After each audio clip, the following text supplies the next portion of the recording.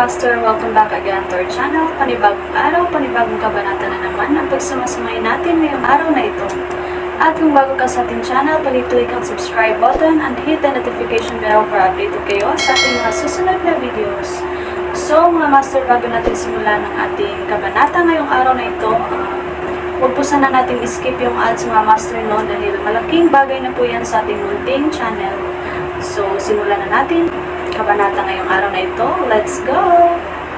Kabanata 866 hanggang 880. Kabanata 866. Lahat ay maayos. Habang nakatayo, naubos na natin ang $600 milyong. Ayon sa aming orihinal na plano, $200 milyong mula sa kabuuang $1 bilyong ay mananatili bilang aming mga backup na pondo. Kapag nakuha na natin ang ating mga kamay sa $800 milyong na halaga ng pagbabahagi, maaari na tayong magsimulang kumilos, sabi ni Valentine. Sa ating kasalukuyang bilis, maaari tayong magsimulang kumilos kinabukasan dahil mayroon pang isang araw ng kalakalan bukas. Magsisimula kaming isagawa ang aming plano sa mga 9:00 ng gabi sa makalawa sa oras ng kalakalan ng Nasdaq. Sa susunod na araw, tadhana dapat, ang topping-off ceremony ng kanyang proyekto sa South Face River ay magaganap sa makalawa. I wonder if Jasper Lane will be so touched by our massive gift for him that he'll lose sleep over it at night, Conrad said with an unreadable expression on his face. Natawa si Valentine nang mapansin niyang good mood si Conrad. Hindi ako sigurado kung maaantig siya, ngunit tiyak na mawawalan siya ng antok dahil dito, ang sabi niya. Tumawa ng malakas si Conrad. Kuwit. Agad na natarante si Sena pagkatapos ng tawag ni Jasper sa telepono. Tinawag ni Jack ang lahat sa departamento ng pananalapi ni Sena sa kumpanya sa kalagitnaan ng gabi. Madilim pa rin ang langit sa labas, ngunit maliwanag na maliwanag ang meeting room sa loob ng kumpanya. Pinagalitan ni Jack ang bawat isa sa kanila. Una, kailangan kong pagnilayan ang sarili ko sa dahilan ng pangyayaring ito dahil naging kampante na talaga ako. Nabulag ako sa aming tagumpay kamakailan. Gayunpaman, mula sa insidenteng ito, malinaw na makita na sa sandaling tayo ay masyadong nakaka-relax, makakatagpo tayo ng isang krisis. Nagawa itong matuklasan ni Mr. Lane ng maaga sa oras na ito, ngunit paano kung hindi niya magawa? Maaari bang may magsabi sa akin kung sino si Mr. Lane ang mananagot sa pangyayaring ito? Kayo ba o ako? Ang lahat ng mga executive ay ibinaba ang kanilang mga ulo, hindi matapang na tingnan ang mabigat na ekspresyon sa mukha ni Jack. Bagamat mahigit 10 tao ang nasa loob ng silid, walang ibang maririnig maliban sa boses ni Jack. Walang nang ahas na magbitaw ng kahit isang salita. Sa sandaling iyon, may kumatok sa pinto ng meeting room. Pumasok sa kwarto ang sekretarya ni Jack. Mr. Tanner, narito ang data. It can be projected on screen right now, the secretary said in a cautious tone. Ano pang hinihintay mo? I project ito ng sabay-sabay, sigaw ni Jack. Agrabyado ang tugon sa kanya ng sekretarya at nagmamadaling sinimulan ang gamit. Hindi nagtagal, lumabas ang share trading data at trend chart ni Sena sa panahong ito sa malaking projection screen sa meeting room. Ang lahat sa silid ay kasangkot sa pangangalakal sa pananalapi. Salamat sa patnubay ni Jasper, nagawa nilang makita ang mga hindi pangkaraniwang bahagi ng data pagkatapos ng ilang maingat na pagmamasid. Ang lahat ay agad na pinagpawisan ng malamig. Obviously, may nagmamanipula sa share price ni Sena. Kapag nagsimulang salakayin sila ng kabilang partido, hindi maiisip ang mga kahihinatnan. Mr. Tanner, matagal na itong pinaplano ng kabilang partido. Mukhang malaki ang halaga ng shares nila ngayon. Natatakot ako na hindi natin ito mareresolba ng mag-isa, sabi ng isang deputy manager na mapatla ang mukha. Aisali na sagot ni Jack, anong meron ngayon? Kayong mga lalaki ay abala sa pagdiriwang, pamimili, at pagtanggap ng mga panayam mula sa mga financial magazine nang walang nagpapaalala sa inyo na gawin iyon. Kaya naman walang sino man sa inyo ang nakatuklas ng problema. Ngayong may ibang nagbigay sa iyo ng malinaw na paalala, sinasabi mo sa akin na hindi mo ito malulutas ng mag-isa. Kung ganoon, bakit ka pa kinuha ng kumpanya? Nanginginig ang mga labi ng deputy manager. Wala siyang lakas ng loob na magsalita. Mula ngayon, walang sino man sa inyo ang papayagang umuwi hanggang hindi neresolba ang problemang ito. Lahat kayo ay kinakailangang manatili sa kumpanya at bigyang pansin ang aktibidad sa Nasdaq sa lahat ng oras. Samantala, gumawa kami ni Mr. Lane ng plano para iligtas ang sitwasyong ito. Ang video na ito ay edited by Urban Storytelling. Kabanata 867. Gayunpaman, dahil sa pagkakaiba ng oras, kailangan nating mag-coordinator kung gagawa sila ng aksyon. Siguraduhing muling ayusin ang mga gawain ng trabaho ng iyong mga departamento. Kung may nagkamali man, huwag kang mag-abala na ipaliwanag ito sa akin. Ipaliwanag mo mismo kay Mr. Lane ang lahat.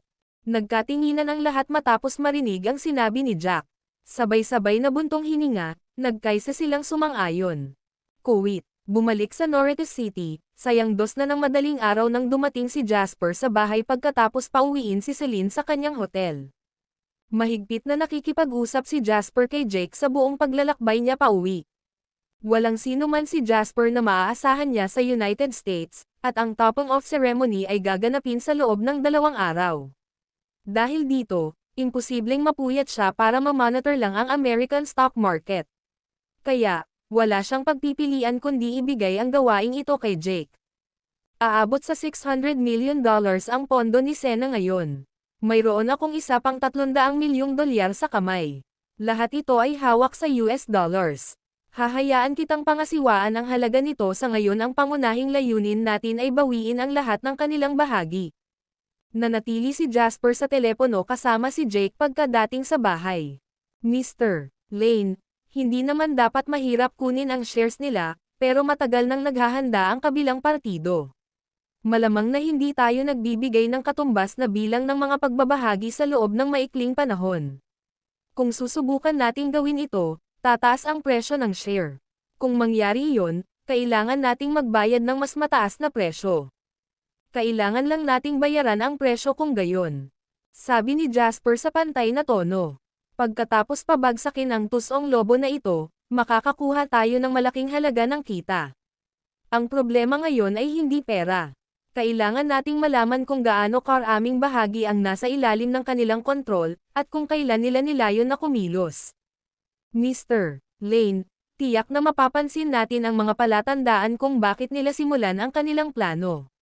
Susubaybayan ko ang presyo ng bahagi ng buong club. Kung may mangyari man, ako ang unang magsasabi sa iyo. Tumanggaw si Jasper ng may kasiyahan at sumagot, oo naman, ibibigay ko ang gawaing ito sa iyo. Huwag kang mag-alala. Pagkababa ng tawag ay dumungaw si Jasper sa bintana. Laging madilim ang langit bago magbukang liwayway. Bumantong hininga siya. Lumipas ang oras sa nakababahala na bilis. Kinabukasan, sinabi ng mga tao mula sa Easy Media kay Jasper na nakumpleto na nila ang lahat ng kagamitan sa pagdibog at pag-eensayo na kinakailangan para sa topping off ceremony. Naging sentro ng atensyon ng lahat ang Southeast Province, na itinapon sa spotlight matapos maresolba ang scam ng mining company, dahil sa nalalapit na topping off ceremony. Nakatutok ang lahat sa proyekto ng South Face River. Daan-daang milyong dolyar ang namuhunan sa proyektong ito, na tumagal ng 1 taon. Ngayon, sa wakas ay oras na para ibunyag ito sa mundo. Sa araw na ito, nangyari ang kumpanya ng pagmimina ay sama-samang nalutas sa pamamagitan ng magkasanib na interbensyon ng pamahalaang munisipal, ng bangko, at ng 2 negosyong pag-aari ng estado. Ang Vista Mining Company ay nagdeklara ng pagkabangkarote wala pang 1 linggo matapos ang pagtatatag nito. Ang mga pondong nakuha mula sa Agricultural Bank sa account ng kumpanya ay na-recall lahat ng bangko.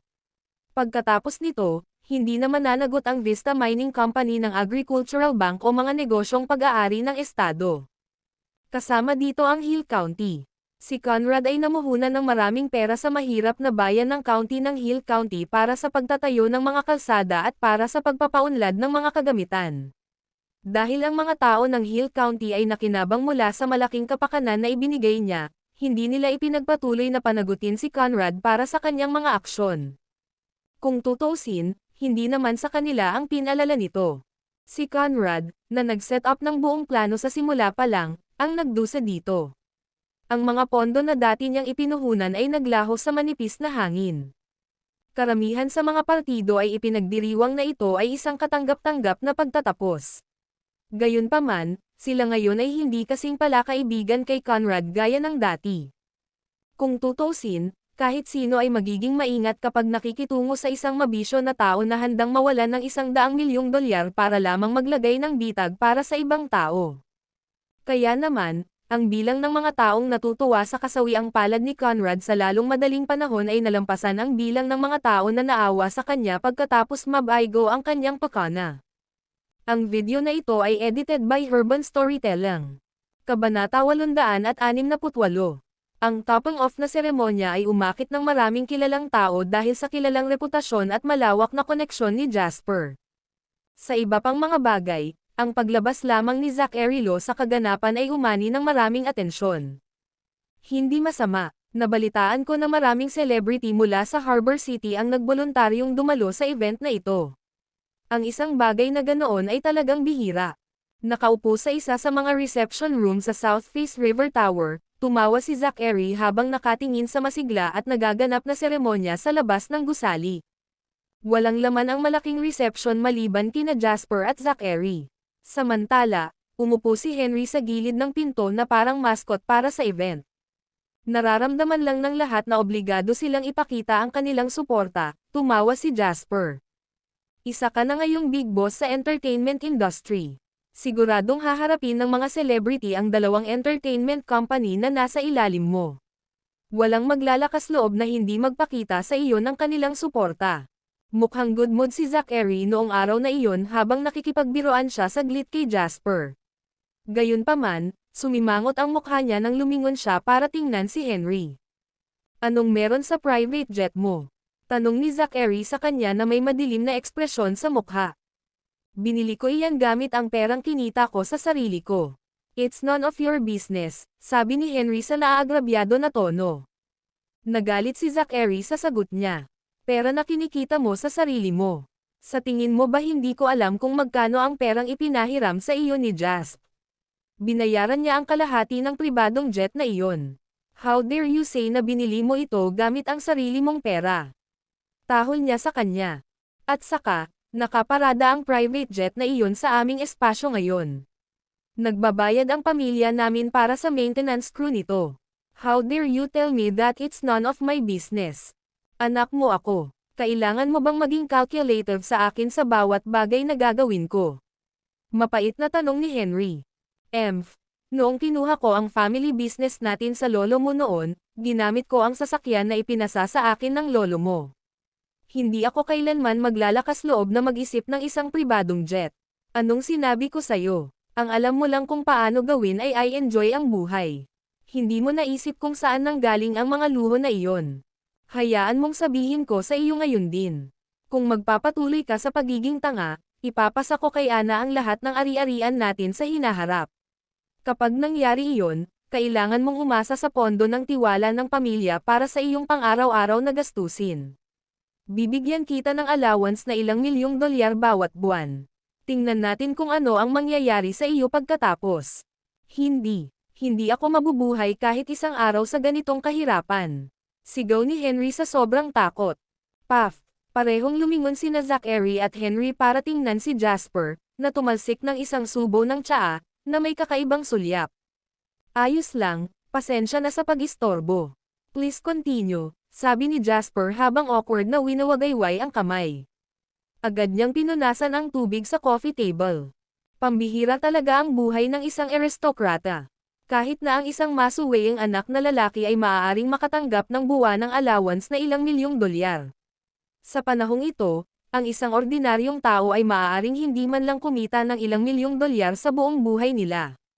Sa mata ng isang aristokrata, $1 milyong lang ang kanilang buwanang allowance. Lumingon si Henry at sinabi sa kanyang ama, "Pare, bakit hindi mo ako bigyan ng karagdagang allowance? Tsaka nakababatang kapatid ko si Ana. Hindi ba pare-pareho lang kung ibinigay mo sa akin ang lahat ng ari-arian? At saka, napag-isipan ko na. Bakit ako susunod sa yapek ni Lolo? Pareho kayong pagod lagi. Bakit kailangan kong magtrabaho ng husto? Mas matalino si Lolo kaysa sa iyo, matagal na siyang nagretiro. Yung mga matatandang kaedad ni Lolo na ayaw pang magretiro ay puro sakit. Wala sa kanila ang kasing lusog ni Lolo. Kung pupunta ka para sa isang pagsusuri sa kalusugan ngayon, maaari mong matuklasan na ikaw ay hindi gaanong malusog kaysa sa kanya. Dahil dito, inaakala ko na nakatakda akong mamuhay ng abalang pamumuhay sa pagtatrabaho. Masarap mamuhay sa idle relaxation. Puff, tumalsik ng isa pang subo ng tsaa si Jasper. Habang abala ang mag-ama sa pagpapahayag ng kanilang pag-aalaga sa isa't isa, lumapit si Wendy at kumatok sa pinto ng reception room. Mr. Lo, Jas, dumating na ang mga opisyal ng municipal at provincial government. Ang aking ama ay pumunta upang salubungin sila. Pupunta ba tayo para batiin din sila? Tanong ni Wendy. Tumayo si Jasper at sinabi kay Zachary, Tito Lo, punta na tayo. Tumanggaw si Zachary. Iniwan niya si Henry, na ngayon ay bumagsak na ang katawan dahil sa lahat ng panunumbat, at sinabing, sige, alis na tayo. Naglakad na sila palabas ng building. Ang buong lugar ay kumikinang na may matingkad na mga dekorasyon at nahuhulog sa isang buhay na kapaligiran. Sa isang maikling distansya, si Dawson Schuler ay nakikipag-chat sa dalawang nasa katanghaliang gulang na mga lalaki sa harap ng ilang mga kotse na may mga espesyal na plaka. Ang mga may mas mababang posisyon ay hindi man lang nagkaroon ng karapatang lumapit. Lumapit sa kanila sina Jasper at Zachary. Sa ganitong pangyayari, kinailangan ni Zachary na tumayo sa likod ni Jasper. Samantala, tumabi naman si Wendy kay Jasper dahil sa relasyon nito sa kanya. Pagkatapos ay nakiisa sila sa pakikipag-usap sa mga matataas na opisyal mula sa pamahalaang munisipyo at probinsya. Ikinagagalak kong makilala ka, Mr. Lo. Hello, Mr. Lo. Malaki ang ngiti ng dalawang matataas na opisyal mula sa municipal at provincial government nang masilayan nila ang Zachary Lo. Agad naman silang nagkusa na batiin siya. Masayang tumawa si Zachary. Matapos makipagkamay sa dalawang opisyal, sinabi niya, tingnan mo ako. Humihina na ang memorya ko ngayong matanda na ako. Kausap ko si Jasper sa reception room at nakalimutan kong tingnan ang oras. Kung hindi, lumabas na sana ako at tinanggap ko kayong dalawa. Ang mga sinabi ni Zachary ay tanda ng paggalang sa dalawang opisyal. Bilang pinuno ng mga batas, may karapatan si Zachary na manindigan sa gitna ng mga opisyal ng gobyerno dahil sa kanyang prominenteng katayuan at panlipunang ranggo. Gayunpaman, nagkusa siyang ibaba ang kanyang sarili sa harap nila para pasayahin sila. Natawa ang opisyal ng provincial government at sinabing, "You're being way too courteous, Mr. Lo. Dapat binati ka namin sa airport pagdating mo sa probinsya. Kung tutuusin, kami ang mga host, at ikaw ang aming bisita." Ngumiti si Zachary at sinabing, "I've invested in a number of projects here. Ngayong kumpleto na ang amusement park at mga proyekto ng South Face River, dapat na rin akong ituring bilang isang host." Nagpalitan ng tingin ang grupo, saka humagalpak ng tawa. "Matuto ka sa tatay mo," sabi ni Jasper kay Henry. Ngumuso si Henry at sinabing, imposibleng matutunan kung magsalita ng magalang tulad ng mga tusong fox na ito. Habang sila ay nagsasalita, ang opisyal ng pamahalaang panlalawigan ay tumawa at sinabi kay Jasper, ito ay dapat na ang batang talento mula sa Southeast Province. "This is our first time meeting, right?" Magalang na kumilos si Jasper ngunit walang anumang pahiwatig ng kababaan sa mataas na opisyal. Ngumisi ito at kinausap ito sa tono na hindi mapagkumbaba at hindi naman mayabang. "First time mo akong makilala, sir. Gayunpaman, madalas kitang nakikita sa telebisyon. Gayun din, ang lalawigan ay umuusbong sa talento. Bata pa ako, pero hindi ko sasabihin na talented ako. Nagawa ko lang ang mga bagay sa tamang oras." Natigilan ang opisyal ng probinsya. Tumawa siya ng malakas at sinabi sa opisyal ng munisipyo, "Tingnan mo kung gaano siya kakinis sa kanyang mga salita. Ang aking anak na lalaki ay halos kapareho ng edad ni Mr. Lane, ngunit sila ay nasa ganap na magkakaibang antas. Ang Norritos City ay gumawa ng isang tunay na talento." Ang video na ito ay edited by Urban Storytelling. Kabanata 869. Ilang beses nang nakipag-usap kay Jasper ang opisyal ng munisipyo bago ito, at nag-iwan ng magandang impresyon si Jasper sa kanya. Tumawa ng mahina ang opisyal. "Oo, pinaplano ng pamahalaang lungsod ng Norritos na mag-compile ng listahan ng mga kabataan at promising na mga negosyante, Nilayon naming bigyan sila ng komento para mahikayat ang lahat ng kabataan sa loob ng lungsod na matuto mula sa kanilang mga kapantay. Mr. Si Lane mula sa JW Capital ay nasa listahan. Gayunpaman, hindi pa siya opisyal na naabisuhan. Tumanggo ang opisyal ng probinsya at sinabing, ang sarap pakinggan. Ang isang kabataang tulad niya ay nararapat na suportahan. Hindi tayo dapat nakatayo lang dito at nag-uusap. Paano kung dadalhin namin kayong lahat ni Jasper para makita ang South Face River? Tanong ni Dawson sa kanila sa tamang oras. Kung ganoon, Mr. Lo, bakit hindi natin tingnan ng magkasama? Inimbitahan ng opisyal ng probinsya si Zachary nang lumingon ito sa kanya. Sige. Tara at tingnan nating mabuti ang proyekto, nakangiting sabi ni Zachary. Hindi lamang malaki ang kahalagahan ng proyekto ng South Face River para sa Jasper, Dawson, at JW Real Estate, itinuring din ito ng pamahalaang lungsod ng Norites at pamahalaang lungsod ng Southeast Province na isang mahalagang proyekto. Ang JW Real Estates ay gumastos ng kabuuang halaga na 1.8 bilyong summer dollars sa proyekto. Sa suporta ng napakalaking pagpopondo at full-time na pangangasiwa ni Dawson Schuler, ang proyekto ay umunlad sa napakabilis na bilis.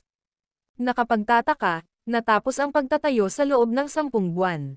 Karaniwan, ang pagtatayo ng isang komplikado, malakihang proyekto tulad ng proyekto ng South Face River ay karaniwang tumatagal ng 3 hanggang 5 taon.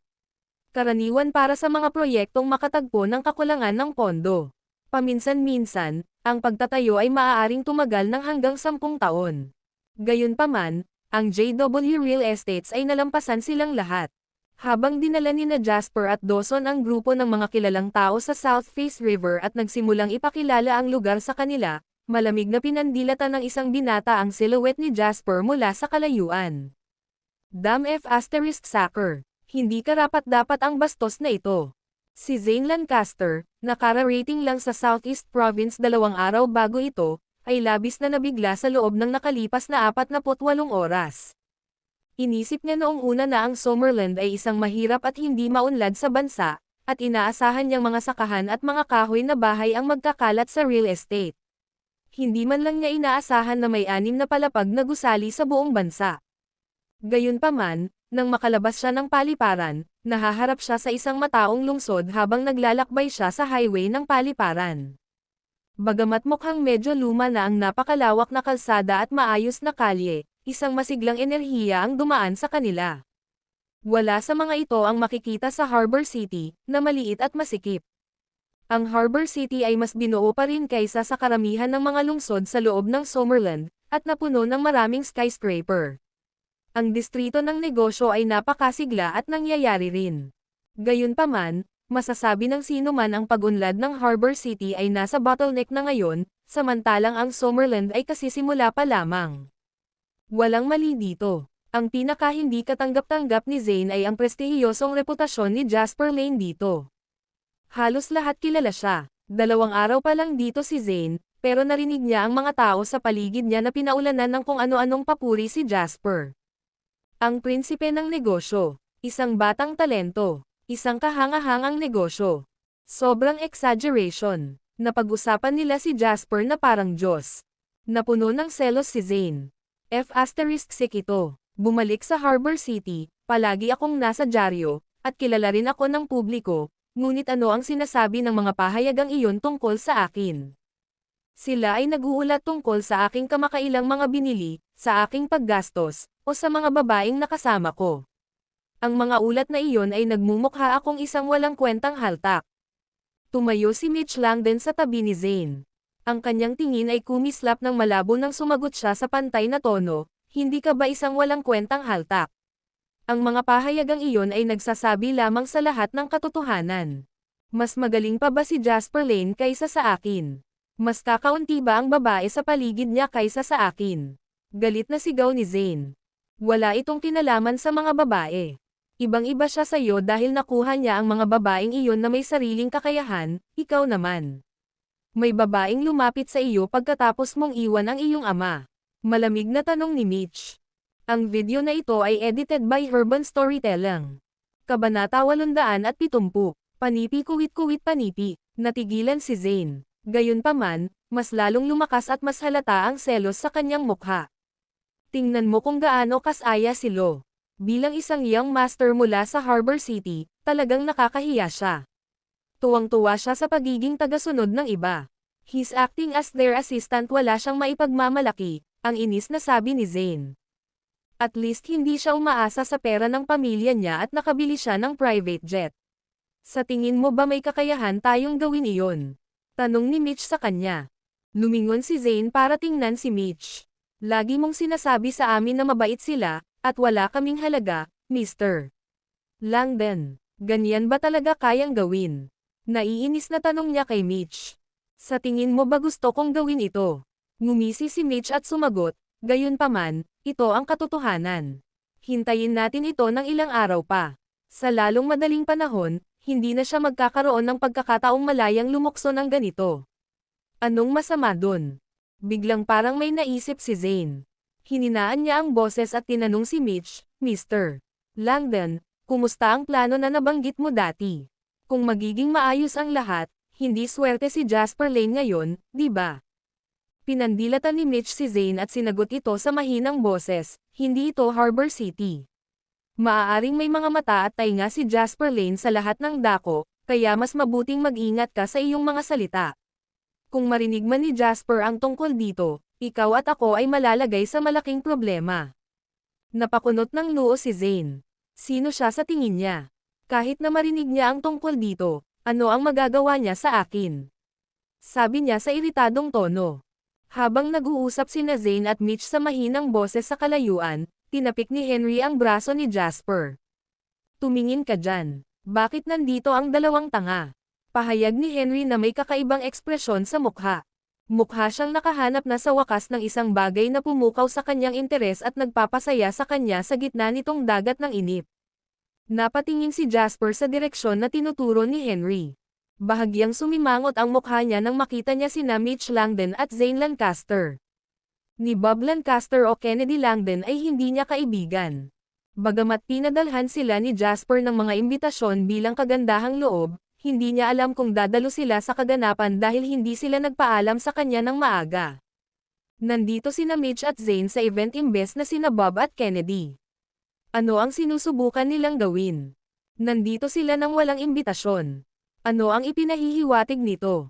Kaya naman, naramdaman ni Jasper na may kakaibang nangyayari. Habang nag-iisip si Jasper kung paano haharapin ang sitwasyon, lumapit si Henry sa kanila na may malawak na ngiti sa mukha. Huwag kang magdulot ng anumang gulo. Isang paalala lang ang mayroon si Jasper. Alam ko. Ito ang iyong malaking araw ngayon. Hindi ako magdudulot ng gulo, sabi ni Henry, walang pakialam na winawagayway ang kanyang kamay. Hindi man lang siya lumingon para tignan siya. Natapos na ang proyekto ng South Face River. Ito ang nakitang urban reconstruction plan para sa ating lungsod mula noong ito ay binuksan sa mundo. Sa proyektong ito, sinira ng JW Real Estates ang pambansang record ng oras ng pagtatayo dahil sa kanilang malakas na kapangyarihan sa pananalapi, mga advanced na konsepto ng disenyo, at suporta ng mga pamahalaang munisipyo at probinsya. Ang buong pagtatayo ng baog na South Bank ng South Face River ay natapos sa loob ng 10 buwan. Samantala, si Wendy, na nakatayo sa tabi ni Jasper, ay nagsimulang magbigay ng pangkalahatang ideya ng proyekto ng South Face River sa mga opisyal ng probinsya at munisipyo. Natural, hindi niya nakakalimutang papurihan sila paminsan-minsan. Tinalikuran ni Jasper sina Mitch at Zane matapos marinig ang matalas na pagpapakilala ni Wendy. Pagkatapos, pinagpatuloy niya ang pakikisalamuha sa dalawang opisyal. Sa kabilang banda, agad na nagbago ang ekspresyon ni Mitch at Zane nang makita nila si Henry na naglalakad palapit sa kanila na may malaking ngisi sa mukha. Katutubo, tinangka nilang iwasan siya sa paglalakad. Hoy, bakit kayo tumatakas pagkatapos kong makita? Ganon na ba ako, Kate Cott? Tawag ni Henry sa kanilang dalawa, na ngayon ay nakatalikod sa kanya. Hindi kayang magpanggap ni Zane at Mitch na hindi siya narinig sa ganoong sitwasyon. Pagkatapos ng lahat sila ay mga taong may katayuan. Kung talagang tumakas sila kay Henry, talagang nakakahiya. Young Master Lo, wala kaming ginawa para magalit sa iyo, sabi ni Zane na may pang-aalipusta habang nakatingin kay Henry. Hindi niya maihahambing sa alinman sa mga mayayamang lalaking ito mula sa 4 na pinakamayayamang pamilya ng Harbor City. Bagamat si Bob Lancaster ay isang kilalang tao sa Harbor City, siya ay walang halaga kumpara kina Zachary Law at Kennedy Langdon. Si Henry ang pinakamalaking eye target ni Zane sa grupo ng mga kabataan sa ikalawang henerasyon, na ipinakita sa pagkadismaya ni Zane sa tuwing nakikita niya si Henry. Ang video na ito ay edited by Urban Storytelling. Kabanata 871. Hindi ko sinabing ginawa mo, sagot ni Henry, na huminto sa harapan niya. Pinulupot niya ang braso niya sa balikat ni Zane. Bakit mo pa iminungkahi iyon? Pinipilit mo ba ako sa likod ko nang hindi ko nalalaman? Tanong niya sa masiglang tono. Si Zane, na napuno ng guilt, ay sumulyap kay Jasper. Gayunpaman, agad siyang bumalik sa katinoan at umiwas ng tingin kay Jasper. Sinubukan niyang tanggalin ang kamay ni Henry. Wala naman akong ginawa sa'yo, so let's both mind our own business. Huwag kang ang kumapit sa akin ng ganyan, hindi naman tayo ganoon ka-close sa isa't isa. Oh. Tinapik ni Henry ang mukha ni Zane na may malawak na ngiti sa kanyang mukha habang patuloy itong nagsasalita, ilang araw na kitang hindi nakikita, pero parang bumuti na ang ugali mo. Bakit hindi mo ako hinayaang kumapit sa'yo? Dati, hindi ka man lang naglakas loob na huminga ng malakas sa harapan ko. Kakaalis ko lang sa Harbor City ng ilang araw, at ngayon ay kumikilos ka laban sa akin. Habang nagsasalita si Henry, pinasadahan niya ng tingin si Mitch Langdon, na madilim at makulimlim ang ekspresyon. Sa tingin mo kaya mo akong labanan dahil nandito ang lalaking ito? Tanong niya. Tinitigan ni Zane si Mitch, tahimik na humihingi ng tulong. Hindi makayanan ni Mitch na panoorin si Henry na binubuli si Zane sa harap niya. Pagkatapos ng lahat, kailangan pa ring suriin ng isa ang amo ng aso bago matamaan ang isang aso. Tama na sa iyo, Lo. Nandito lang kami para tumingin sa paligid. Bakit mo kami sinusundan? Isang masamang ngiti ang pinakawalan ni Henry. Para siyang gangster ngayon. Hindi kita tinanong kung bakit ka nandito. Bakit ka ba nagmamadaling magpaliwanag sa akin? Nandito ka ba na may lihim na motibo o ano? Tanong niya. Pero, sa isang tulala na katulad niya. Muli namang tinapik ni Henry ang mukha ni Zane at nginisyan. Natatakot akong walang magandang darating sa iyo. Namula ang mukha ni Zane sa galit. Pumalakpak ang galit sa kanya habang tinatanggal niya ang braso ni Henry at galit na sinabi, Henry Lo, lumalagpas ka na sa linya. Napangisi si Henry matapos maitapon ang braso nito. Oh, bakit ang asar mo ngayon, Little Mutt? Gusto mo bang paglaruan kita? Shakod. Nena si Zane at sinabing, sino ka sa tingin mo? Isa ka lang sa followers ni Jasper Lane. Sa tingin mo ba mas magaling ka sa akin? Anong kahihiyan sa Harbor City? Paano ipinanganak ang isang tulad mo sa Harbor City? Nagbago ang ekspresyon ng mukha ni Mitch nang matapos magsalita si Zane. Alam niyang higit na hinahamak ni Henry ang mga salitang iyon. Gaya ng inaasahan, isang matinding galit ang sumilay sa mga tingin ni Henry. Tinitigan niya si Zane nang walang emosyon. Moherf *sacker, tumalsik si Henry habang hinahampas ang mukha ni Zane. Bakit hindi mo ako makausap ng maayos? Humihingi ka ba ng pambubugbog?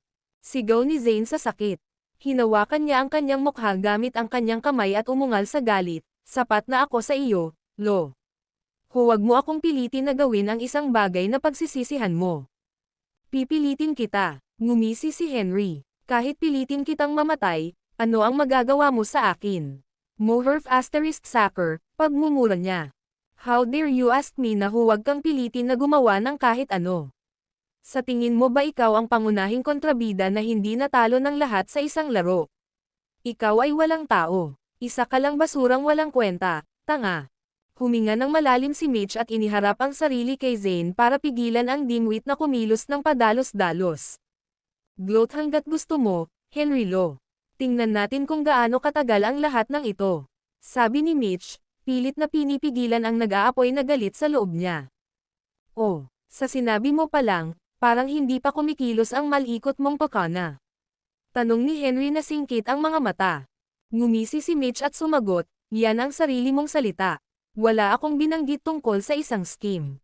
Nakatawag ng pansin ang kaguluhang dulot ng pagtatalo ni na Henry at Zane. Bahagyang kumunot ang noo ni Jasper na medyo nakatutok sa kanila sa di kalayuan. Kaya naman, nagdahilan siya sa mga opisyal na kausap niya at nagtungo sa grupo. Habang naglalakad siya, nagkataon na narinig niya ang sinabi ni Mitch. Narito ba kayong dalawa para ipagdiwang ang pagkumpleto ng proyekto ng South Face River? Nakangiting tanong ni Jasper. Sinama ng tingin ni Zane si Jasper at napangiwi sa inis. Natatakot ako na masyado mong iniisip ang mga aksyon namin, sagot niya. Ang video na ito ay edited by Urban Storytelling. Kabanata 872.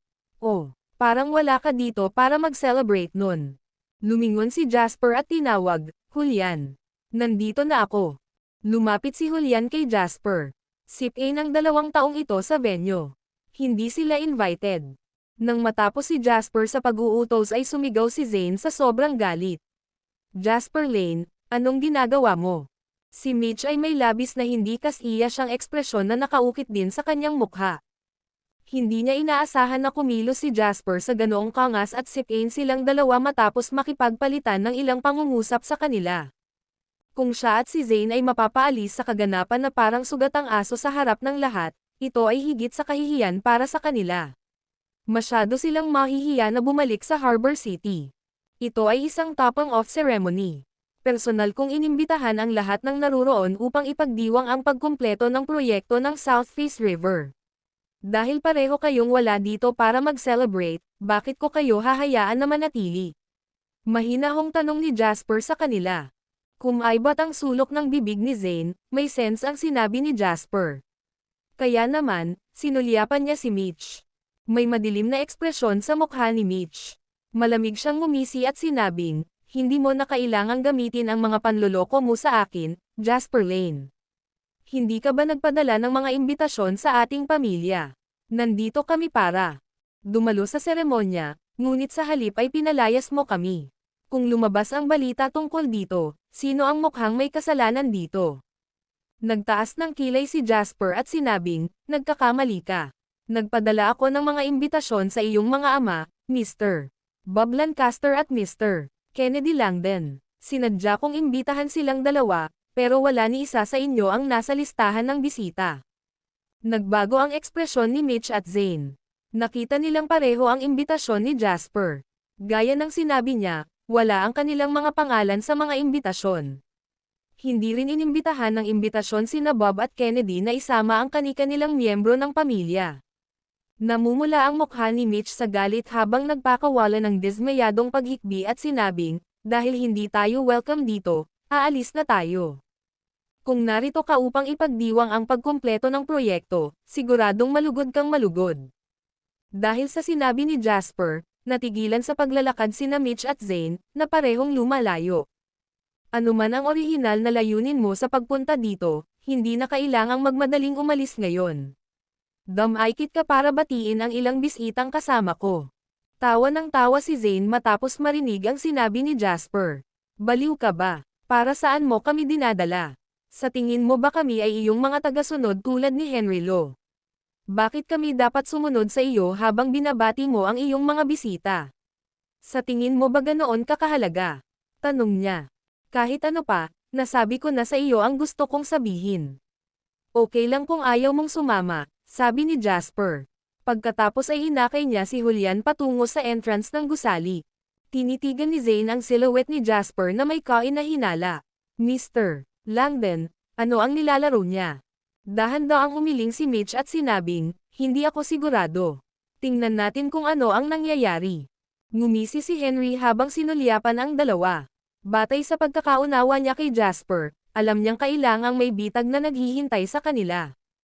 Kakalakad pa lang ni Jasper pabalik sa entrance nang may dumating na ilang mag-agarang sasakyan at huminto sa harap ng entrance. Sa una, ang pagdating ng ilang mga kotse ay hindi nakakaakit ng atensyon ng sinuman. Kung tutuusin, bukod sa mga reporter, lahat ng dumalo sa event ay maharlika at mayamang background. Ang kaganapan ay puno ng mga tao, at mayroong maraming mayaman at kagalang-galang na mga boss sa mga bisita. Gaano man sila kayaman, maihahambing ba nila sa mga batas? Gaano man kalaki ang awtoridad na taglay nila, maihahambing ba nila sa opisyal mula sa pamahalaang panlalawigan? Kaya naman, ang mga nakapansin sa mga sasakyan ay binaliwala na lamang ito matapos itong iwasan ng maikling sulyap. Gayunpaman, nagsimulang bumilis ang mga puso ng lahat nang makita nila ang taong lumabas sa sasakyan. Ang video na ito ay edited by Urban Storytelling. Kabanata 873. Kennedy, ng pamilya Langdon ng Harbor City. Caden, ng pamilya Langdon ng Harbor City. Bob Lancaster, isa sa mga big shot ng Harbor City. Bagamat si Bob ay hindi humawak ng kandila sa apat na pinakamayayamang pamilya sa Harbor City, ang yaman at katayuan ng mga lalaki ay tiyak na isang elite sa mga lugar kung saan wala ang apat na pangunahing pamilya. Walang nag-aakala na makakapag-imbite si Jasper ng 3 sa pinakamalaking pamilya ng Harbor City para sa kanyang topping out ceremony. Ang mga mamahayag ay nakaramdam ng pagkahilo at ilang sandali pa ay nababaliw na sila. Lahat sila ay sobrang nasasabik at halos hindi mapigilan ang pagnanasang humakbang at interviewin ang bagong dating na panauhin, ngunit ang mga mukhang mahigpit na bodyguard na nakasuot ng itim na suit ay napakabise sa pagpigil sa kanila. Parehong natigilan sina Zane at Mitch nang makita nila ang kanilang mga ama. Hindi nila inaasahan na ang kanilang mga ama, na nanatiling walang kinikilingan sa lahat ng ito, ay biglang sumugod para dito. Magkagayunman, hindi sila nang ahas na mag-alinlangan at dali-dali silang pinuntahan. Magaling ka, Jasper. Ngumiti si Caden sa kanya matapos pagmasdan ang paligid. Kinamayan ni Jasper si Caden at ngumiti. Medyo masipag at mga ideya ang naibigay sa proseso ng disenyo noon, at nakakuha kami ng inspirasyon mula sa ilan sa mga konsepto ng disenyo ng Harbor City upang magkaroon ng South Face River ang hitsura nito ngayon. Pwede kitang ihatid para mamasyal mamaya. Tumanggo si Caden. Oo naman, kailangan kong tingnan itong mabuti. Kung magagawa ko, umaasa akong bumili ng kanilang negosyo dito, at maghintay para tumaas ang halaga nito. Masyado kang malugod na gawin iyon. Lumingon si Jasper para iabot ang kamay kay Kennedy. Salamat sa pagpunta, Mr. Kennedy. Humalaklak si Kennedy at kinamayan si Jasper habang tumutugon, not bad, it looks much better than I imagined. Parang kaming mga matatanda ay kailangang matuto pa sa mga kabataan tulad mo, kung hindi, kami ay may iwan at makakalimutan. Ngumiti si Jasper. Ang iyong karanasan at kaalaman ay isang bagay na pangarap lang naming mga kabataan na magkaroon. Bata pa kami at maraming lugar kung saan mangangailangan kami ng patnubay mula sa matatandang tulad mo. Kinamayan ni Kennedy si Jasper at ngumiti kay Bob habang nagsasalita, Sinabi ko sa iyo na si Jasper ang pinakamagaling na wordsmith sa lahat ng kabataan sa Harbor City. Nakakagaan sa pakiramdam mo ang paraan ng pagsasalita niya, di ba? Ngumiti si Bob nang walang katatawanan at sumagot, hindi tama. Si Jasper ay hindi taga Harbor City, hindi siya ibinibilang na isa sa mga kabataan ng Harbor City. Ang bahagi ng Summerland ng Harbor City ngayon, pareho ang ibig sabihin nito, mahinang sagot ni Jasper. Nang uuyam, nagsalita si Bob nang walang emosyon, huwag mong isipin na mabibigo mo ako sa iyong matamis na salita. Mayroon akong milya-milyong higit na karanasan kaysa sa iyo, hindi ka ba nahihiya na magpakitang gilas? Maya-maya lang ay sumugod na rin sina Zane at Mitch. Tatay, binati ng dalawa ang kani-kanilang ama. Anong ginagawa nilang dalawa dito? Kumunat ang noo ni Bob sa anak at same time na nagtanong. Ako, nauutol na sabi ni Zane at nanatiling sumulyap kay Mitch. Kumunat ang noo ni Mitch.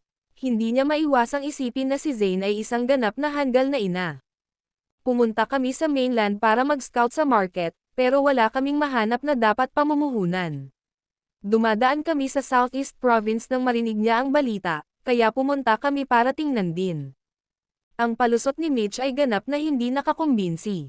Gayunpaman, sa isang kaganapan na kasing engrandi ng isang ito, walang sino man ang tunay na nagmamalasakit kung ang iyong dahilan sa pagdalo ay kapanipaniwala o hindi. Hanggat may dahilan ka, sapat na iyon. Sumulyap si Kennedy sa anak at bumaling kay Jasper. Jasper, gusto ng pamilyang Boyle na tumulong ako sa paghingi ng tawad. Nasa business trip siya ngayon at abala ang mga anak niya sa dati nilang arrangement, kaya hindi siya nakapunta this time. Bahagyang naningkit ang mata ni Jasper sa sinabi ni Kennedy.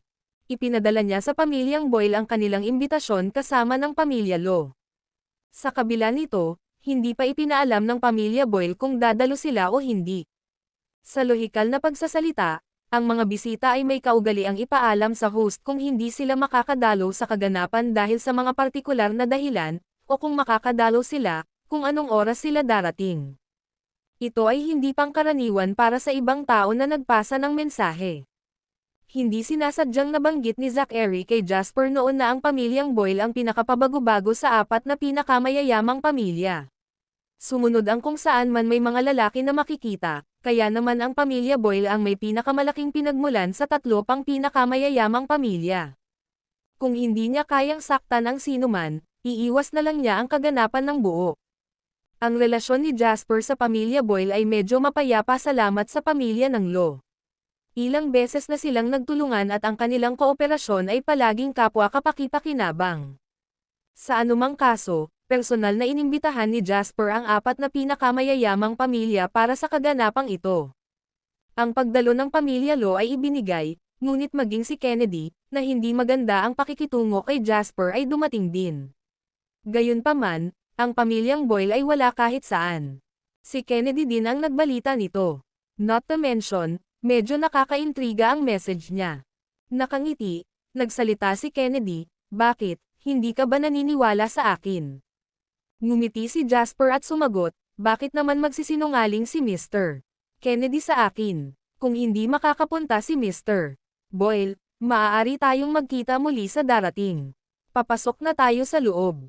Nasa loob na si Uncle Lo at ang mga opisyal ng provincial at city government.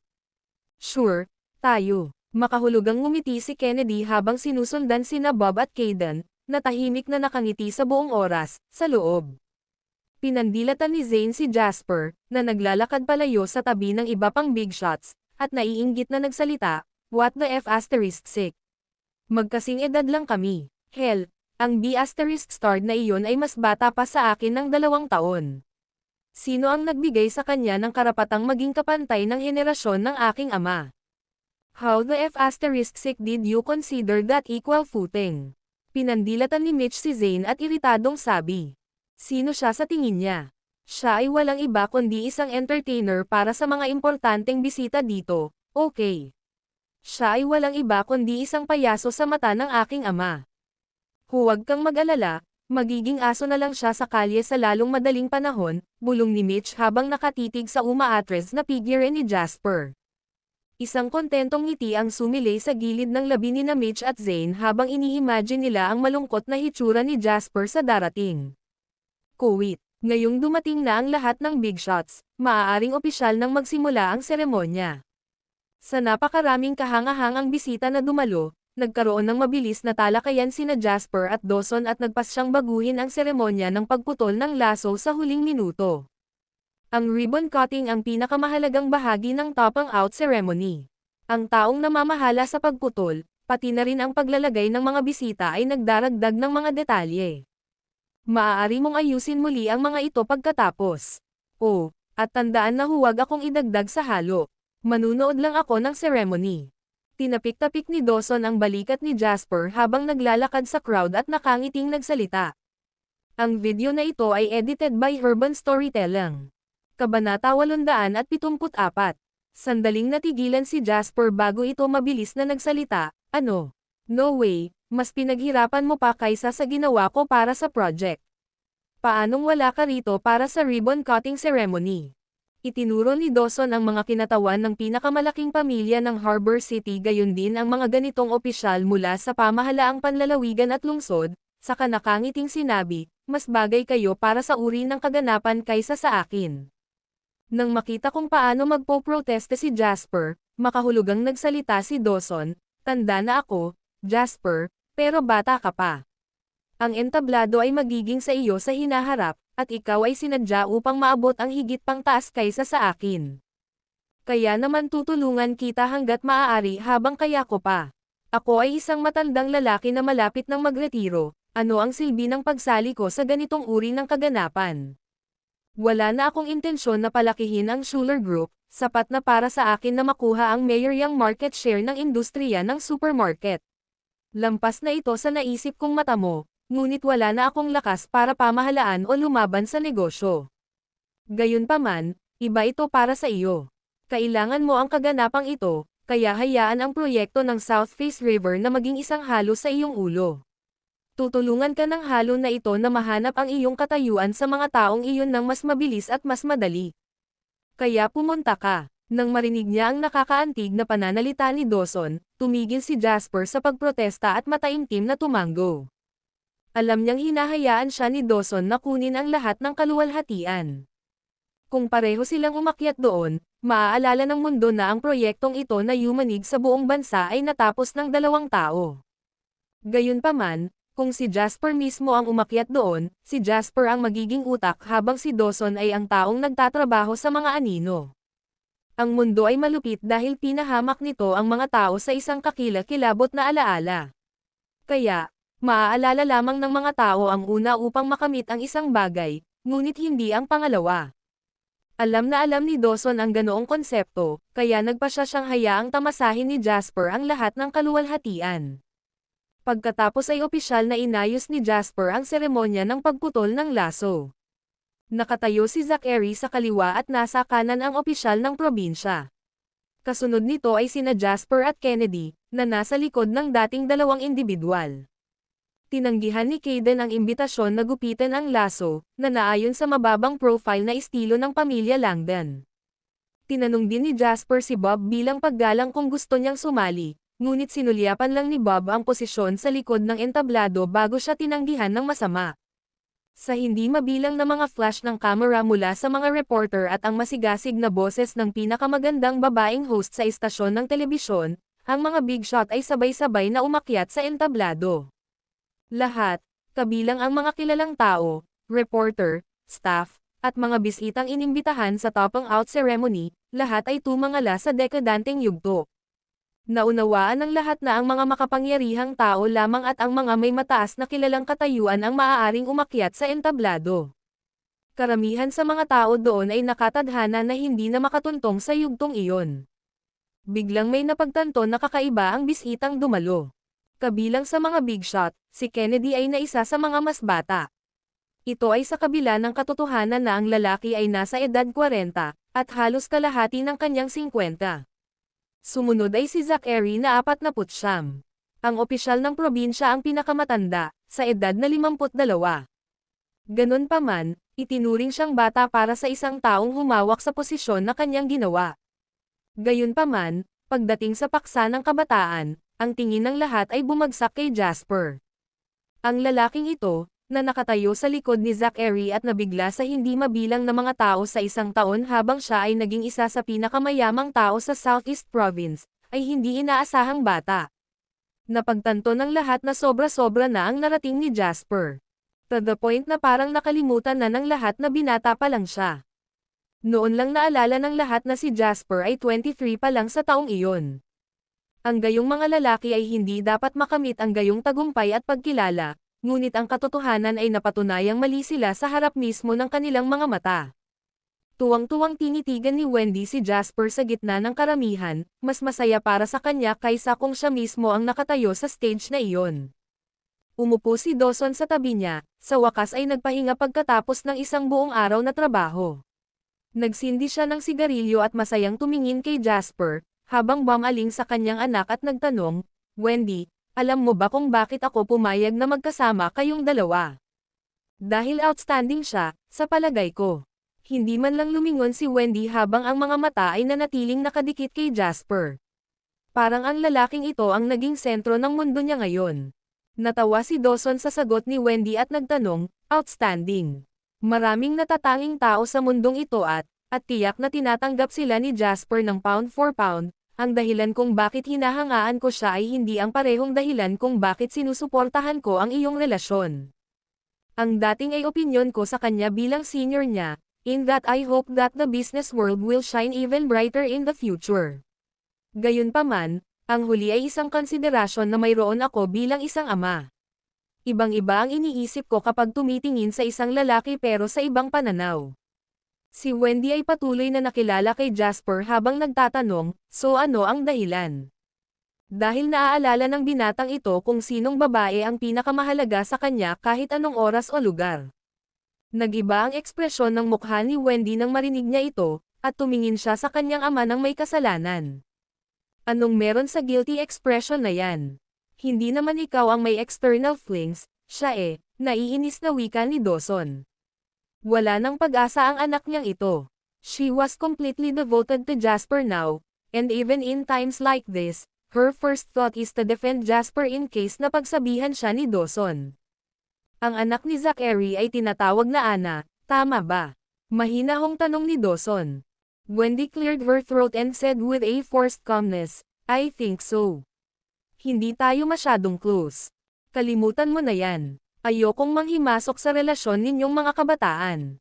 Pinag-isipan ko ito, at kung isa sa alang-alang ang kanyang kayamanan at katayuan sa murang edad, mas gugustuhin kong humanap siya ng isang taong may klase na gaganap bilang iyong katunggali, kaysa basta-basta makipagrelasyon sa mga makulimlim na babae sa pinakamataas. Tatay, anong pinagsasasabi mo? Medyo nalungkot si Wendy.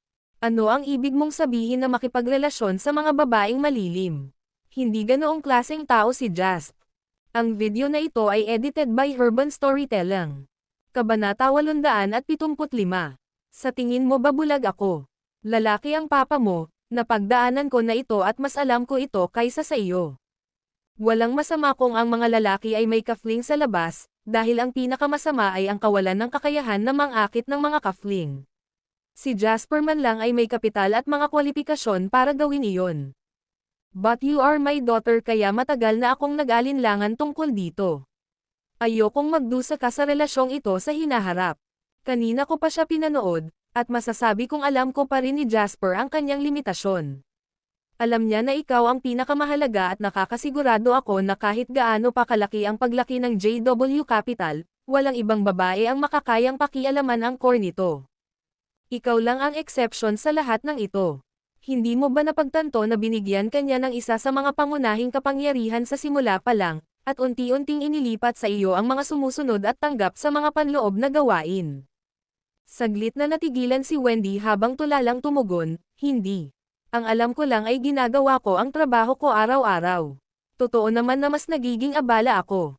Babae, kung hindi dahil kay Jasper, tinutulungan mo na ang sinumang nanloko sa iyo ngayon. Dismayadong sabi ni Dawson. Tingnan mo ang lahat ng mga pinuno ng pamilya sa entablado. Sabihin mo sa akin kung sino sa kanila ang walang kahit kaunting lihim na asawa. Kakasimula pa lamang ni Jasper, ngunit kung isa sa alang-alang ang kanyang paglaki at bilis ng pagunlad, hindi magtatagal bago ang isang buong bagong pamilyang si Lane ay gumawa ng isang pangalan para sa sarili nito. Sa isang negosyo na kasing laki ng JW Capital at mga subsidiary nito, walang sino man ang maaaring hindi pansinin ang pagkakaroon nito. Habang gugugol ni Jasper ang unang 2 taon sa pagsisikap na palagwin ang kanyang negosyo, gugugol siya sa susunod na 20 kung paano ipagpatuloy ang negosyo at tiyak na may magmamana nito pagkatapos niya. Magkakaanak kayong 2, at kasama ng mga anak ang isyu ng mana. Ang mga labanan para sa pamamahala at kontrol ay babangon sa sandaling lumaki ang pamilya. Ito ang lahat ng mga problema na kailangan ninyong alalahanin sa pagdating, ngunit malinaw na ngayon na si Jasper ay nakapili na. Pagdating sa opisyal niyang asawa, ikaw ang pinili niya. Kinawayan siya ni Wendy at walang pakialam na nagsalita, masyado kang mag-isip, Dad. Sinabi sa akin ni Jasp na hindi niya gusto ang ideya ng negosyo ng pamilya, at hindi rin niya plano na ibigay ang kanyang negosyo sa kanyang mga anak maliban kung sapat na sila na namumukod at nakuha ang kanyang pag-aproba. Kung hindi, mas gugustuhin niya ang Western model na may maraming mahusay na tagapamahala, kung saan maaari niyang ipalaganap ang pagbibigay ng karapatan at karapatan sa pangangasiwa, karaniwang hindi ito ang iniisip mo. Bastos na babae, umiling si Dawson. Magsasalita pa sana siya nang maputol siya ng celebratory pop ng confetti. Tumangala siya para makita si Jasper, nakatayo sa gitna ng tingin ng lahat na may mature at confident na ngiti. Ang lalaki ay naglabas ng hindi maipaliwanag na alindog. Biglang napangiti si Dawson at bumulong sa sarili, siguro. Siguro pinagkakatiwalaan kanya dito dahil napaka-inosente at dalisay mo kaya hindi mo naisip ang mga ganoong bagay. Samantala, sa gitna ng karamihan ay nakatayo ang 2 pares ng mga mata na namumula sa inggit habang nakatitig kay Jasper. What the F***? Bakit? Pinipigilan ni Zane ang kanyang puso na gumagapang na parang may 7 hanggang 8 talangka na yumuyurak dito gamit ang kanilang mga matulis na paa. Nangangati ito at masakit, ngunit sa kabuuan, umasim ang pakiramdam niya. Ano siya sa tingin niya? Siya ay isang bumpkin ng bansa, isang aso mula sa mga bukid. How dare he walk all the way up there samantalang ang magagawa ko lang ay tumayo dito at manood. Mabagyo ang titig ni Mitch at ang nanginginig niyang kamao ay nagtraidor sa pagkabalisa sa loob niya. Maya-maya lang ay nilaybot ng tingin ni Jasper ang mga tao. Saglit itong bumagsak kina Mitch at Zane bago niya iniwas ang tingin. Halos hindi napigilan ni Zane ang galit nila nang makita nila ito. Ano bang itsura ng anak ng ab***H na iyon? Mababa ba ang tingin niya sa amin? O nanunuya siya ha? Pinagtatawanan ba niya tayo dahil dito lang tayo makakatayo at panoorin ang pagpapakita niya sa entablado? Umirap si Mitch at nagsalita ng masama, ano pa ba ang ipinagmamalaki niya? Ano naman kung nasa taas siya? Nakatayo pa rin siya sa likod ng isang tao, di ba? Sa tingin ba niya ay kahit papaano ay makakapantay niya ang tatay ko at ang iba pa ngayon? King Nave. Isa lang siyang basura na sama-sama sa saya. Pagkasabi ni Mitch nito ay magsisimula na ang ribbon cutting ceremony. Bigla namang tumalikod si Zachary para kausapin si Jasper. Sa pagtataka ng lahat, pinanood nila si Zachary na makipagpalitan ng pwesto kay Jasper habang tinatanggihan siya ng huli. Sacker. Anong ibig sabihin nito? Hindi makapaniwala si Zane. Nakatayo si Jasper sa harap ni Zachary. Ano ang ibig sabihin noon? Ang pinuno ng pinakamayamang pamilya ng Harbor City, ang pamilya ng Law, ay gumaganap bilang pangalawa ni Jasper. Nabaliw na ba ang mundo? Ikaw ang host ngayon, Jasper. Ikaw dapat ang tumayo dito, sabi ni Zachary kay Jasper. Walang paraan na pabayaan ni Jasper si Zachary na tumayo sa likuran niya, kaya agad siyang tumanggi, no way, Uncle Law. Sobrang laki ng naitulong mo sa akin all this while. At saka, dahil sa karanasan mo at sa lahat ng iba pa, wala na akong paraan para tumayo sa harap mo. Ngumiti ng malawak si Zachary at nagsalita, dito ka nagkakamali. Ang pagtayo sa likod ng isang tao ay hindi nagpapakita ng bisita ng anuman maliban kung sino at ang host. Ngayon, ito ay isang bagay na hindi natin kayang guluhin. Makinig ka sa akin. Halika, tumayo ka rito. With that, hinailan ni Zachary si Jasper para pumwesto sa harapan niya habang umuusad ito para sakupin ang dating pwesto ni Jasper. Ang pagliko ng mga pangyayari ay nagulat sa lahat sa labas ng entablado, at maging ang mukha ni Kennedy ay nagdilim habang nakatayo sa tabi ng opisyal ng probinsya. Anong ginagawa ni Zachary? Pilit ba niyang hinihila si Jasper pataas at hinahayaan itong tumabi sa kanya? Naramdaman ni Kenny ang pagnanais na tumalikod at umalis, ngunit pinipigilan lamang siya dahil babalikan siya nito. Naisip niya ang pag-uusap ng kanyang ama at Rogers mula sa Quantum Fund sa kanya at pinilit ang kanyang sarili na tanggapin ang kasalukuyang sitwasyon. Nagpatuloy siya sa pagsusuot ng ngiti sa kanyang mukha, ngunit ang kanyang tingin ay nakakatakot. Narito, Mr. Lane, putol tayo ng ribbon. Sa kabilang banda, ang provincial official ay tila walang pakialam dito at masayang inimbitahan si Jasper. Tumalikod si Jasper at kumuha ng gininto ang gunting mula sa tray na hawak ng mga kamay ng numero 1 babaeng host ng telebisyon, mga kamay na pinangarap ng hindi mabilang na lalaki sa Southeast Province, at ito ay kasama ng opisyal ng probinsya. Nakangiting sabi niya, "Tara, putulin na natin ang ribbon." Ang mahabang pulang laso ay pinutol sa 3 lugar, sa isang lugar ni na Jasper at ang lalaki mula sa pamahalaang panlalawigan, gayon din sina Zachary at Kennedy, na bawat isa ay may hawak na sariling gunting. Sa sandaling maputol ang laso, hindi mabilang na mga paputok ang bumaril sa himpapawid, na nagbibigay ng liwanag sa kalangitan sa gabi sa ibabaw ng South Face River. Ang kalahati ng mga tagalungsod ng Northeast City ay tumangala para makita ang nakakabulag na maliwanag na firework show. Ito ay isang kahindik-hindik na tanawin. Ang video na ito ay edited by Urban Storytelling. Kabanata 876. Putok ang mga paputok sa langit nang maputol ang laso. Lumiwanag ang gabi, at nagpalakpakan ang lahat sa pagdiriwang. Si Jasper ay nasa mabuting kalooban. Pagkatapos ng lahat, Ang proyekto ng South Face River ay ang unang malaking proyekto na natapos niya mula noong siya ay dumating sa Norritos City. Sa sandaling iyon, maliban sa skyscraper sa Waterhoof City, ang proyekto ng South Face River ang pinakamalaki, pinakamahal, at pinakamabisang proyekto sa real estate sa lalawigan. Tuwang-tuwa si Jasper ngayong nagbunga na ang lahat ng kanyang pagsusumikap, at natapos ng maayos ang lahat. Paglabas ng stage, nabangga ni Jasper si Lance, na may tuwang-tuwa sa mukha. Kamusta ang sitwasyon ngayon, Lance? Bilang bagong general manager ng kumpanya ng real estate pagkatapos ma-promote si Sean, isang bagay lang ang pinangasiwaan ni Lance ngayon, at iyon ay ang pagpirma ng mga kontrata sa mga kliyenteng nagpakita ng interes sa mga tindahan o gusali sa proyekto ng South Face River. Napakahusay, Mr. Lane. Humigit kumulang 500 milyong halaga ng mga kontrata ang nilagdaan namin ngayon, na may 300 milyong halaga ng mga kontrata ng layunin na magagawa naming patatagin pagkatapos ma-follow up ang mga ito sa ibang pagkakataon, 70% ng mga ari-arian sa proyekto ay naupahan na rin. Lalong naging abala ang mga bagay pagdating sa ilang promotional living district na natapos namin. Talagang nakakatakot ang mga benta ngayon, at may nakabili ng halos lahat ng mga ito. Naubos na ang mga bahay sa mga distritong iyon. Tumanggo si Jasper bilang kasiyahan at sumagot, "Not bad. Mabebenta namin silang lahat sa bilis na ito.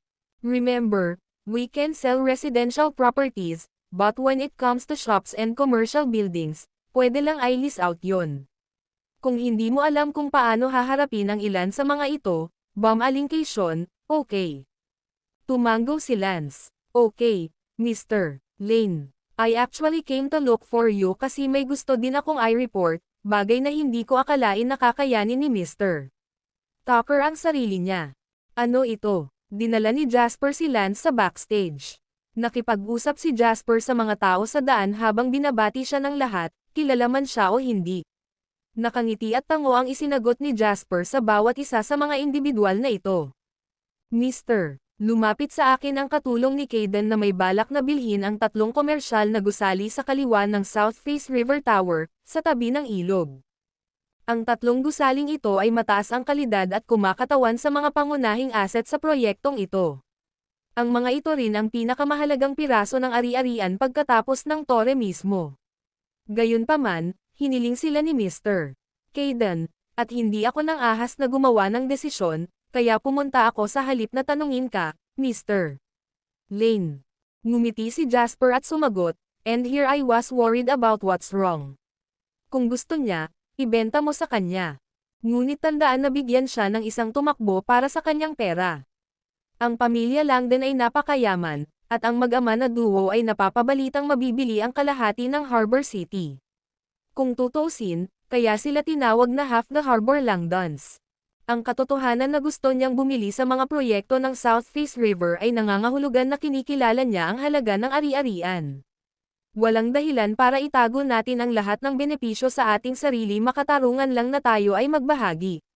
Sa sinabi nito, hindi ibig sabihin na hindi natin mapipagan ng kaunti ang wallet niya. Ang presyo ay hindi hadlang para sa mga taong katulad niya pagdating sa isang bagay na interesado sila, naiintindihan.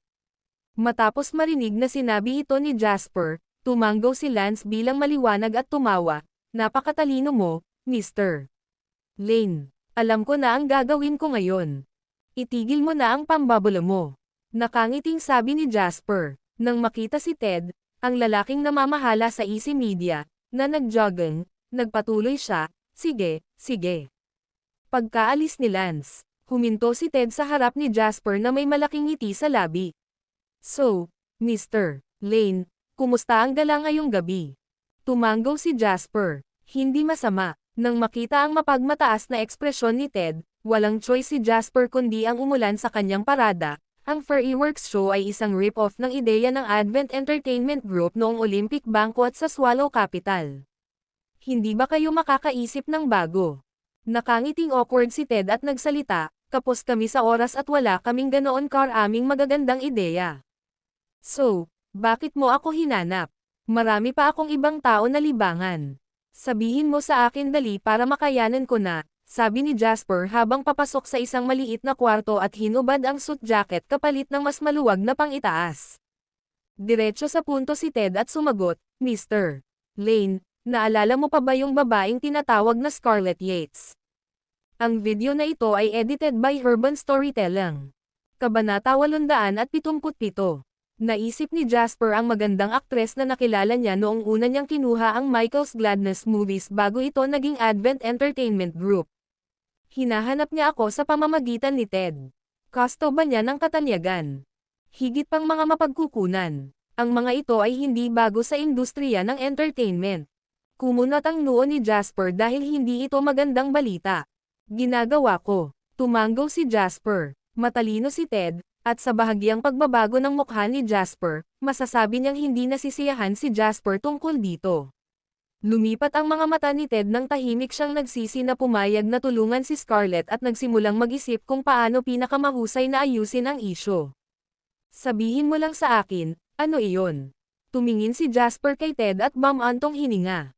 Napangiti ng pilit si Ted at sumagot, kaya lang, hinanap ako ni Scarlett dahil gusto niyang magpakilala ng kaibigan sa iyo, Mr. Lane. Ito ang talentadong Stephen Cole. Narinig mo na siya, Mr. Lane. Stephen Cole. Bihira para sa mga tao na hindi makilala ang nangungunang master ng komedya na ito. Sa kasagsagan ng kanyang karera, sinabing may utang ang bawat mamamayan sa lalaking iyon ng tiket sa pelikula dahil lahat sila ay pirata ito online sa halip na panoorin ito sa mga sinehan. Nagustuhan din ni Jasper ang mga pelikula ni Stephen Cole, ngunit hindi niya magawang fanboy ang mga celebrity kung isasaalang-alang ang kanyang kasalukuyang status. Hindi sa banggitin, alam niya na ang mga kilalang tao ay madalas naganap na naiiba sa at off-screen.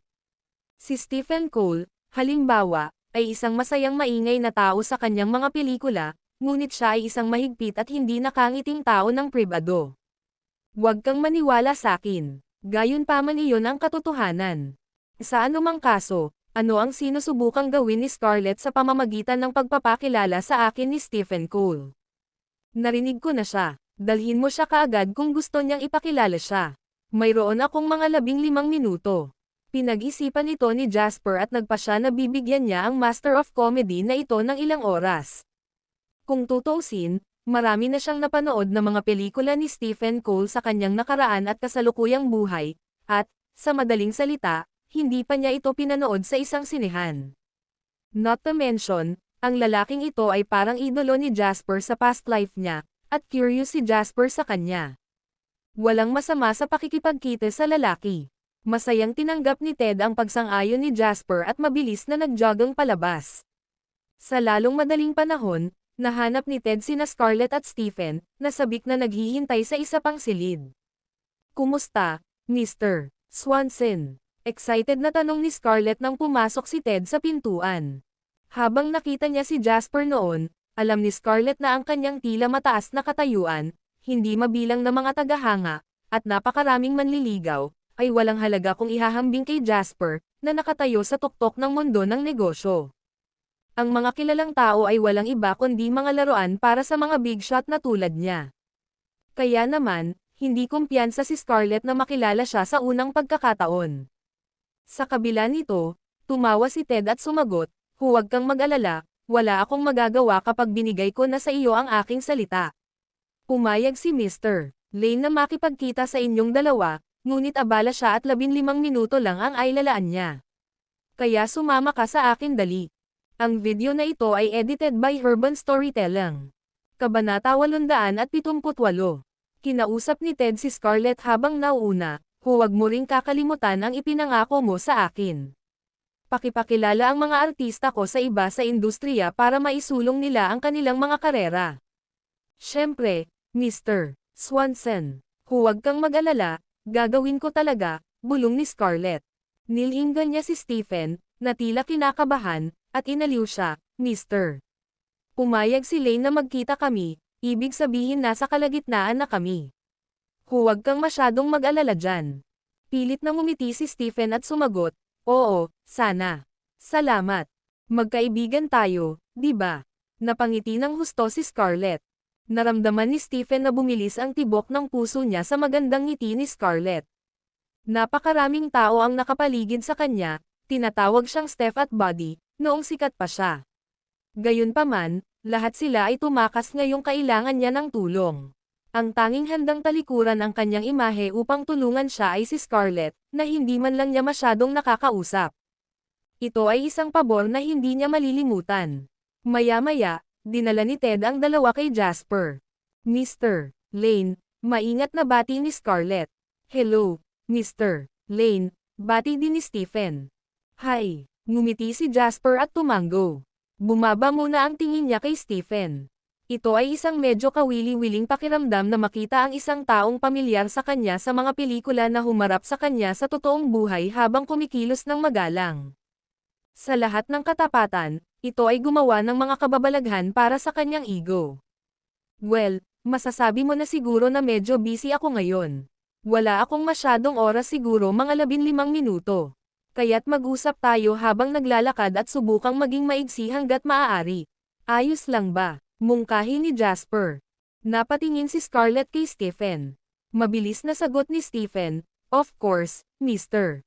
Lane. Hindi namin sasayangin ang oras mo." Naglakad si Jasper patungo sa pinto habang si Ted ay mabilis na tumakbo para pagbuksan siya ng pinto na parang isang attendant. Halos hindi ito nababagay sa presidente ng pinakamalaking kumpanya ng entertainment sa kalahati ng mainlands, ngunit tila masaya at ipinagmamalaki niyang gawin ito. Naunang naglakad palabas si Jasper, na sinundan ni Scarlett ng kalahating hakbang. Tumayo si Stephen sa kanan niya habang naglalakad sila. "Ganito po, Mr. Lane. I wanted to meet you, and Scar helped because I was hoping that you can invest in my company, Mr. Lane." Maraming sinabi kay Jasper ang unang pangungusap ni Stephen. Peklat, mamuhunan. Naalala ni Jasper kung paano lumitaw ang ilang chismis tungkol kina Stephen at Scar noong kinunan ng dalawa ang A Summer Odyssey sa kanyang nakaraang buhay. Normal na sibilyan pa si Jasper noon, kaya hindi niya alam kung totoo ang mga chismis, at wala rin siyang kaunawan sa buhay ng mga ganoong high-class na celebrity. Naalala rin ni Jasper na si Stephen ay nagbukas ng sarili niyang kumpanya ng pelikula noong taong 2000. Gayunpaman, habang ang mga pelikulang kinasasangkutan mismo ni Stephen ay kumita ng maraming pera, ang kumpanya sa kabuuan ay natapos. Gumawa ng kakilakilabot na pagkalugi sa unang 2 taon. Sa kasamaang palad, walang paraan na ang isang kumpanya ng pelikula ay makaligtas mula sa kita ng isang tao lamang.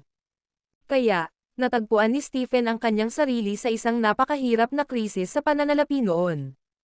Ito ay lalong pinalala ng katotohanan na si Stephen ay walang maraming kaibigan sa industriya ng entertainment, na naglagay sa kanya sa isang mahirap na posisyon. Ito rin ang naging isa sa mga dahilan kung bakit mas naging umatras si Stephen. Gayunpaman, pagkatapos ng ilang higit pang mga taon ng kahirapan sa pananalapi, ang kumpanya ng pelikula ni Stephen ay nagsimulang muling makahanap ng tantungan nito pagkatapos ng pagpapalabas ng mga blockbuster tulad ng Monastery Soccer at JC7.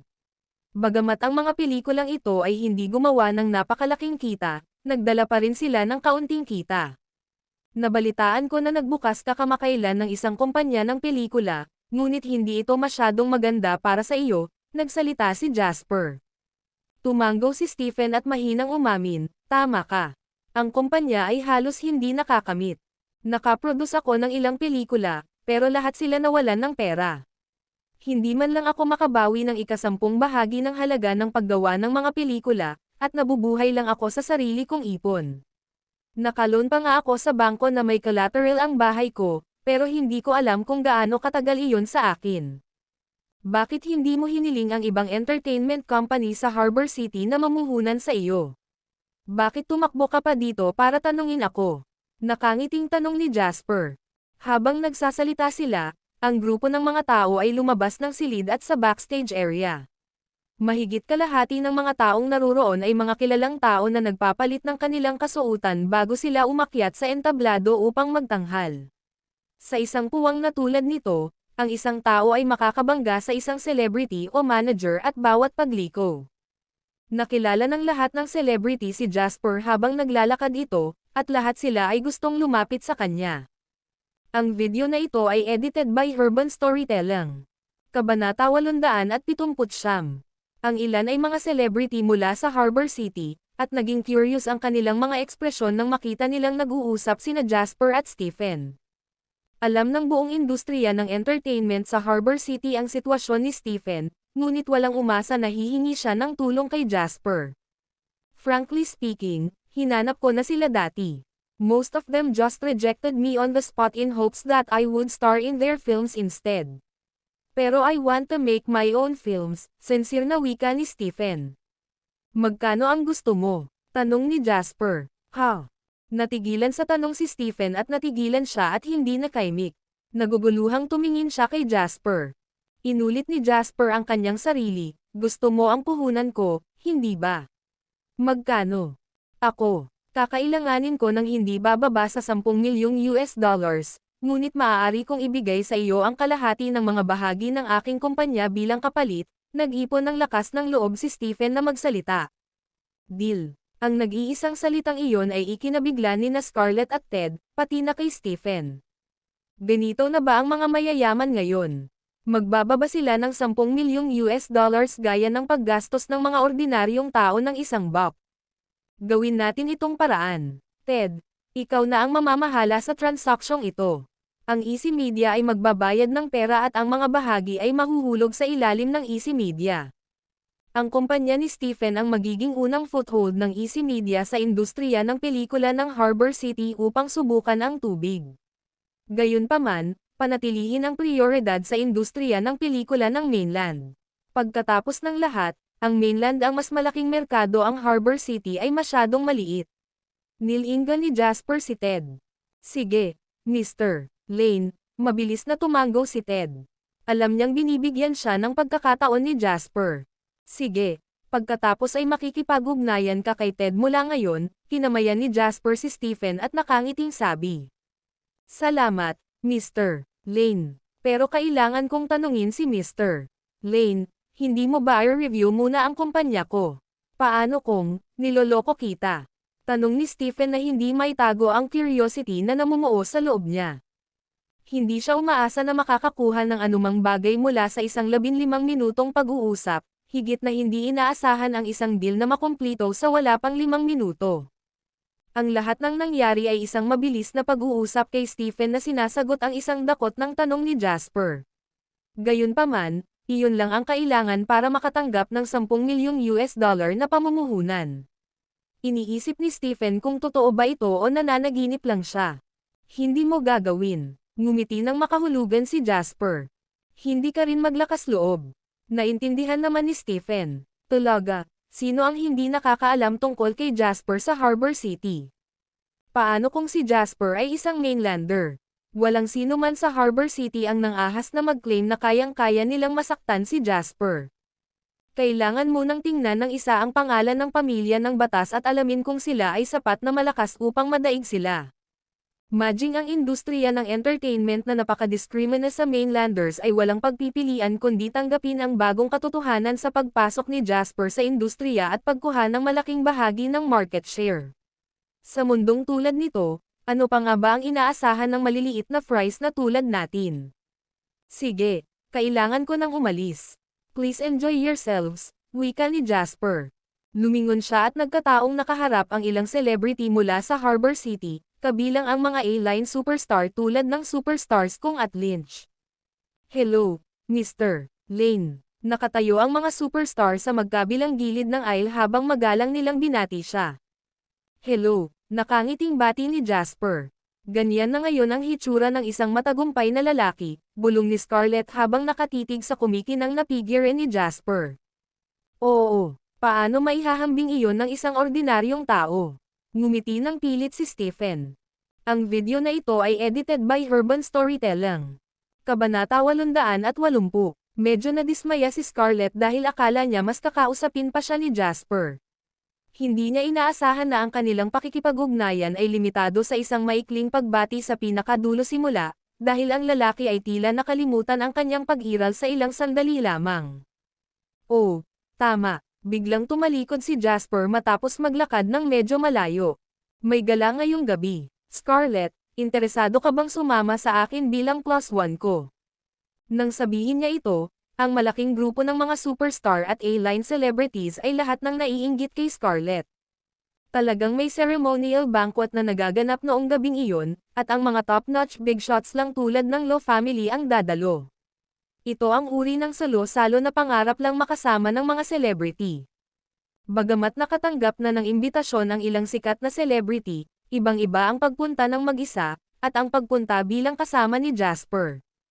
Ang ilang partikular na babaeng celebrity ay nakatutok kay Scarlett, ang kanilang mga titig ay nagbubutas sa kanya. Oo, syempre, pansamantalang natigilan si Scarlett, pakiramdam niya ay nanalo lang siya sa loto, ngunit tuwang-tuwa siyang sumagot. Sige, may susando ako sa iyo mamaya. Ngumiti si Jasper at cool na umalis. Pagkaalis niya, lahat ng celebrity, sikat at hindi, ay lumapit sa kanila. Ang isang maliit na bahagi sa kanila ay gustong malaman kung ano ang pinag-uusapan nina Stephen at Jasper, habang ang karamihan ay humakbang upang makipagkaibigan kay Scarlett. Ito ang kagandahan ng kapangyarihan at kayamanan. Pakiramdam ni Scarlett ay lumabo ang kanyang isipan habang ang mga celebrity na masikat kaysa sa kanya na hindi kailanman magbibigay sa kanya ng oras ng araw ngayon ay nakapaligid sa kanya. Isang ideya ang pumasok sa kanyang isipan. Masarap maging mayaman at makapangyarihan. Kuwait. Salamat sa press, ang sikat na proyekto ngayon ay naging isang pambahay na pangalan. Kasunod nito, ang ceremonial na piging na kinasasangkutan ng karamihan sa mga mayayaman at sikat ng Harbor City at ng mainland ay lalo pang nagpalaganap ng pangalan ng South Peace River. Mahigit sa kalahati ng timog ay alam na ngayon ang lugar na ito na kilala bilang South Peace River. Nalaman din nila ang isang kumpanya na nagngangalang JW Real Estates. Sa ilalim ng mga titig ng hindi mabilang na mga pares ng mga mata, ang seremonya ng topping out sa wakas ay natapos na. Mahigit sa 16 na istasyon ng telebisyon ang dumating upang i-cover ito, at parehong Norites Television at Southeast Television ang nag-livestream ng buong kaganapan. 23 kinatawan ng pahayagan ang dumating din sa eksena upang makakuha ng ilang mga katanungan sa panahon ng sesyon ng Q&A. Kaya, isang serye ng makapangyarihang publisidad ang inilunsad noong gabing iyon habang pinaplano nilang ipakalat ang balita sa buong bansa. Ito ay isang desisyon na ginawa ni Jasper kay Dawson. Kung nais ng JW Real Estates na gumawa ng isang pangalan para sa sarili nito sa buong bansa sa pinakamaikling posibleng panahon, dapat itong magkaroon ng isang signature project. Ang proyekto ng South Peace River ang tanging pinili nila. Ang proyekto ng South Peace River ay nakamit ang dalawang pangunahing pamantayan ng sabay-sabay, dahil ito ay angkop para sa kasalukuyang pang-ekonomiyang klima ng bansa, at ito rin ang uri ng pag-unlad ng modernong lipunan. Kasalukuyang ninanais, kaya, natugunan nito ang mga pangangailangang iyon sa tamang oras at lugar. Kinailangan ni Jasper na gamitin ang proyektong ito para isapubliko ang JW Real Estates, para sa susunod na pagkakataon ay ang topping out na seremonya para sa skyscraper sa Waterhoof City. Aabutin ito ng hindi bababa sa 1 pang taon. Hindi kayang maghintay ni Jasper, dahil nagsisimula ng umunlad ang industriya ng real estate at wala na siyang maraming oras. Pagod na pagod sina Wendy at Dawson, dahil tinitiyak ng dalawa na maayos ang takbo ng seremonya sa buong panahon. Si Jasper naman ay tinatamad ng kausapin si Zachary ng ilang oras at saka nagkwentuhan ng kaunti nang dumating na ang mga matataas na opisyal mula sa city at provincial government. Nang matapos ang seremonya, nagsimula ang piging. Pagod na pagod ang mag-ama kaya napagpasyahan nilang bumalik muna, hindi na nag-abalang i-entertain ang mga bisita. Naiwan na ngayon si Jasper na mag-isang mag-host ng buong kaganapan. Ang piging ay ginanap sa bagong itinayong hotel sa South Peace River Center. Mayroon itong malaking banquet hall, at madaling kasya ang daan-daang tao. Sa kanya-kanyang atensyon ni Jasper, naging sobrang classy ang handaan. Nakuha nila ang pinakamaraming mga server mula sa pinakamalaking 5-star Hilton Hotel ng Norites City habang kahit na ang koponan ng mga chef ay ang pinakamahusay na maya-alok ng Southeast Province. Ang mga gastos para dito lamang ay nagkaroon ng halaga kay Jasper ng hindi bababa sa 7 numero.